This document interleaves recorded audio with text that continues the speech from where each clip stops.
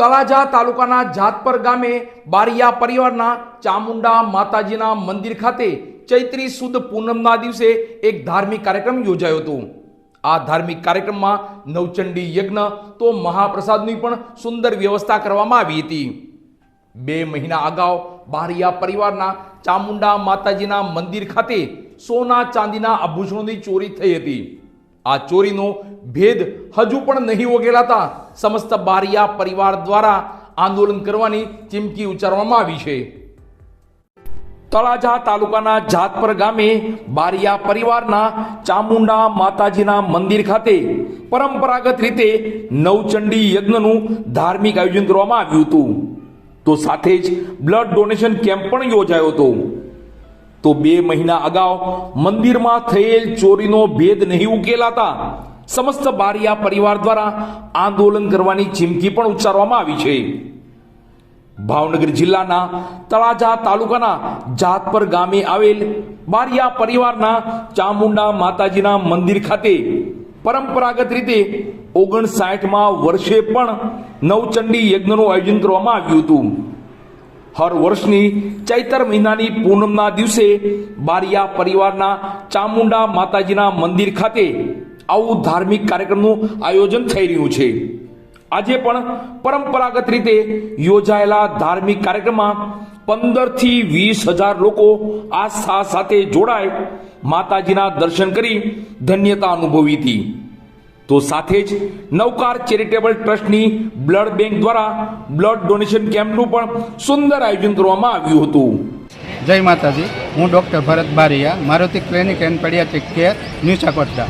આજ રોજ જાતપર બારિયા પરિવાર દ્વારા 59માં ચંડી યજ્ઞ નિમિત્તે નવકાર બ્લડ બેંક દ્વારા બ્લડ ડોનેશન કેમ્પનું આયોજન કરેલું હતું, જેમાં બહોળી સંખ્યામાં બ્લડ ડોનેશન થયેલ છે। જેના મુખ્ય આયોજક છે ડૉક્ટર ભરત બારિયા, ડૉક્ટર વિજય બારિયા અને ડૉક્ટર જગદીશ બારિયા।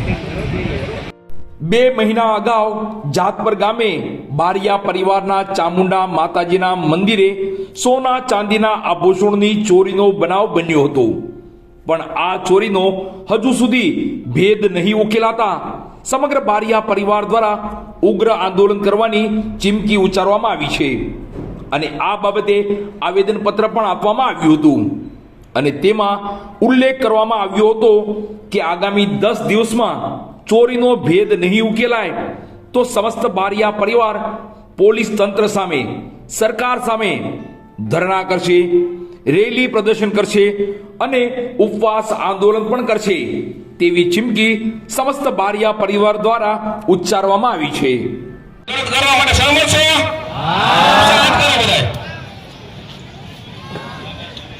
બધી બાજુ લઈ ભાઈ 13 તારીખે સવારે 10 વાગે આપણે બધાના કામ ધંધા પડતા મૂકી અને માતાજીના કામ માટે આપણે બધાને ભેગું થવાનું છે, એના માટે આપણે લડવાનું છે।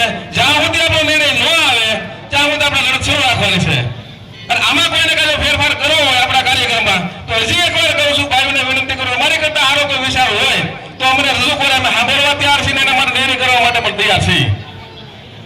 અમારો નિર્ણય બરોબર છે? પાછું છે કરો, અમારો નિર્ણય બરોબર છે?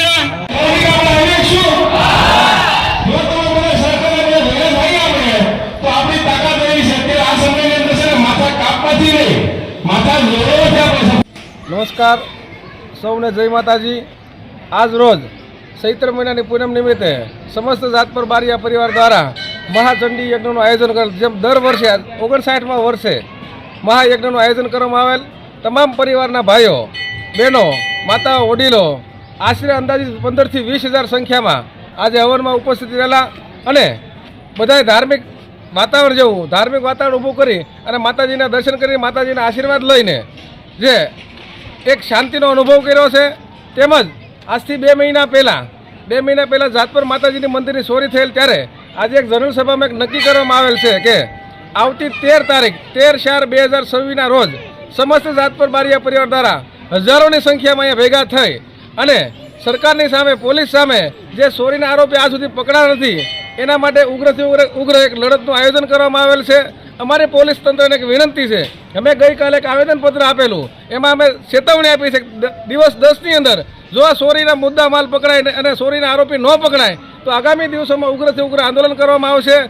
આગામી તારીખ 13/4/2026 રોજ સવારે 10 વાગે જાતપર મંદિરે ભેગા થઈ અને એક રણનીતિ ઘડવામાં આવશે અને જ્યાં સુધી અમને ન્યાય નહીં મળે, અમારા સોર નહીં પકડાય, અમારી માતાજીના ઘરણા નહીં પકડાય, ત્યાં સુધી અમે લડત કરશું. કોઈ પણ હાલતમાં પીછેહટ નહીં કરશી એવી વાત નિર્ણય કરવામાં આવ્યો છે. જય હિન્દ, જય માતાજી.